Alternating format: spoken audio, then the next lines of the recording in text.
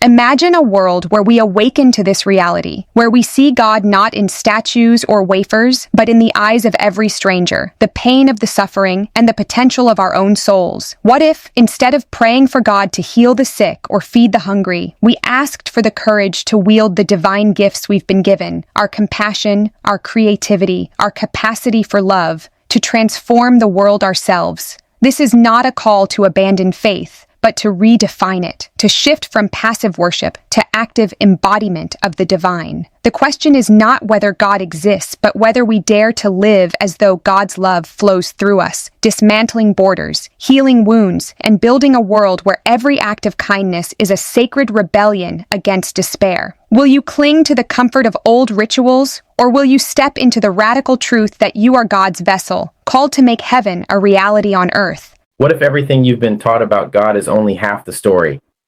What if the divine, whether you call it Allah, Krishna, Yahweh, or the superconsciousness, is not a distant figure enthroned in the heavens, waiting for your prayers to fix a broken world?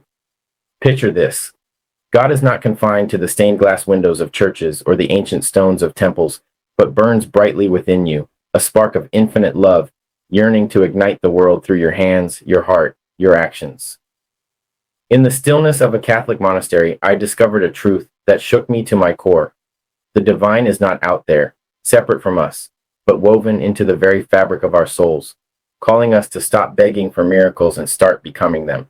The sacred texts of the world, whether the Bible's "The kingdom of God is within you," Luke 17:21, or the Quran's "We are nearer to him than his jugular vein," 50:16, scream this truth. Yet we cling to rituals and relics, blind to the divine power we already carry. Embracing the divine within, a call to act as vessels of God's love. In the hushed sanctity of a Catholic monastery, where stone walls echo with the whispers of ancient prayers and the flicker of candlelight casts shadows of devotion, I sought God. I looked for the divine in the cadence of Gregorian chants, in the solemn rituals of the Eucharist, and in the quiet reverence of cloistered life. Yet as the days unfolded in contemplative silence, a profound truth began to crystallize within me: the essence of God. Whether we name that essence Allah, Krishna, Vishnu, Yahweh, or the superconsciousness, transcends the confines of human-made sanctuaries. God is not bound by the walls of churches, temples, or mosques, nor limited to the rituals we perform in their hallowed spaces. God is the infinite spark of divinity that pulses within every soul, yearning to manifest through our actions, our compassion, and our boundless love. This realization is not new. It is woven into the sacred texts of the world's great spiritual traditions. The Bible declares, "The kingdom of God is within you," Luke 17:21. A powerful reminder that God is not a distant deity to be sought solely in external rites, but a living presence within each of us. The Bhagavad Gita echoes this truth. "I am the Self, O Gudakesha, seated in the hearts of all beings," 10:20, affirming that the divine consciousness permeates every living soul. The Quran speaks of God's intimacy with humanity. "We are nearer to him than his jugular vein," 50:16. The Upanishads proclaim, "The self is not known through discourse, but by realizing it within one's own heart." Katha Upanishad 2:3-9. These sacred words converge on a singular, transformative truth. We are not separate from the divine. Our souls are fragments of the supreme consciousness, eternally connected to the source of all creation, entrusted with the sacred task of embodying God's love in the world. Yet how often do we lose sight of this truth? How often do we kneel in supplication, pleading with God to heal the sick, feed the hungry, or mend a fractured world, as if the power to act resides only in divine hands? We cry out for miracles, overlooking the miracle already bestowed upon us, the divine capacity to be God's hands, God's voice and God's love in a world that aches for healing. Instead of begging God to intervene, we should pray for the wisdom to recognize the gifts God has already given us, the courage to use those gifts, and the humility to act with love for the glory of the divine. God has equipped us with hearts that can love fiercely, minds that can create solutions, and hands that can serve tirelessly. Our prayer should not be for God to fix the world, but for God to illuminate our minds with divine wisdom, open our hearts to divine compassion, and guide our actions to fulfill divine purpose. Consider the story of the Good Samaritan, Luke 10:25-37, a parable that transcends religious boundaries with its universal message. A man lies wounded on the road, ignored by those who pass by in the name of ritual purity or personal convenience. It is the Samaritan, an outsider, who sees the divine spark in the suffering stranger and acts with compassion, binding his wounds, providing shelter, and ensuring his care. This is not merely a story of kindness, it is a blueprint for living as God's instrument. The Samaritan did not wait for a divine decree to act. He saw the need, recognized his capacity to help, and responded with love. In doing so, he embodied the divine will, showing us that God works through those who dare to act with compassion. Imagine a world where we all live by this principle.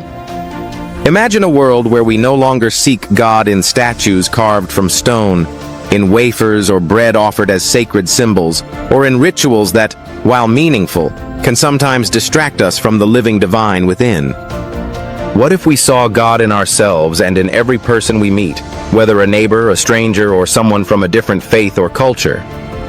What if we treated ourselves and others with the dignity and respect befitting vessels of the divine? Such a world would be a radiant tapestry of compassion, where every act of kindness is an act of worship, every gesture of love a prayer, and every effort to uplift another a hymn to the glory of God. This vision is not a distant dream, but a reality we can forge through intentional action.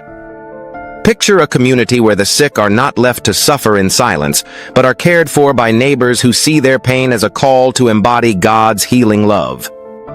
Imagine schools where children are taught not only to pray for the hungry, but to organize food drives, plant community gardens, and advocate for systemic change to eradicate hunger.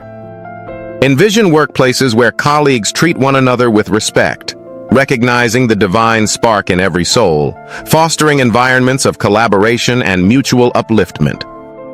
This is the world God envisions for us, a world where love is the currency, compassion the law, and service the highest form of worship.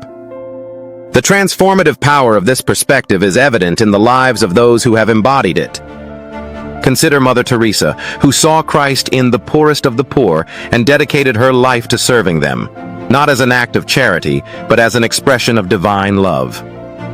She once said, "I see ascertain what you want to do and how you want to do it." In the monastery, this truth became clearer. God is not confined to sacred spaces, but is present in the suffering, the marginalized, and the forgotten. By serving them, Mother Teresa served God, showing us that the divine is found in the act of love itself. Yet embracing this truth requires courage and sacrifice. It demands that we let go of ego, surrender the illusion of separation, and confront our fears of vulnerability. It asks us to move beyond the comfort of ritual and into the messiness of human connection. As Rumi writes, "Beyond ideas of wrongdoing and right-doing, there is a field. I'll meet you there." That field is the space where we recognize the divine in all, where we live not for ourselves alone, but for the glory of the one who created us. It is a space of liberation, where we are freed from the burdens of selfishness and isolation to become part of a divine symphony, each note contributing to the harmony of creation. The challenges of this path are real. It is not easy to see God in those who differ from us, to love those who have hurt us, or to serve when we feel depleted. Yet, it is in these moments of struggle that we grow closest to the divine. The Dalai Lama reminds us, "My religion is very simple. My religion is kindness."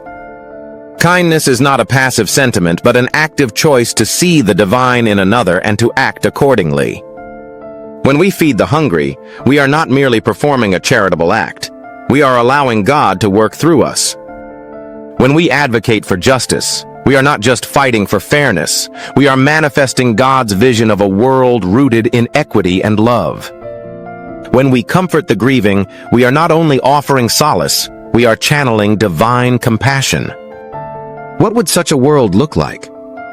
It would be a world where borders dissolve in the face of shared humanity, where differences in creed, culture, or background are celebrated as vibrant expressions of the same divine essence. It would be a world where the cry of a child in need is heard as a call to action, where the pain of the oppressed is felt as our own, and where the joy of one is the joy of all. It would be a world where a single act of kindness in a war-torn region, such as a doctor risking their life to treat the wounded, ripples outward, inspiring others to act with courage. It would be a world where communities come together to rebuild after natural disasters, not out of obligation, but out of a recognition that we are all interconnected in the divine web of life. This vision is within our reach, but it begins with us. We must dare to see ourselves as God sees us, as bearers of divine light, entrusted with the sacred task of bringing heaven to earth. We must pray not for God to fix the world, but for the strength to heal, the wisdom to feed, and the love to uplift. The power to transform lies not in distant heavens, but in our hands, our hearts, and our willingness to act. As the Sufi poet Hafiz writes, "The heart is the secret inside the secret, the root of all mysteries." When we live as God's instruments, we unlock that mystery, becoming the very expression of God's love. In that sacred act, we find not only the meaning of our existence, but the fulfillment of God's dream for a world made whole by love.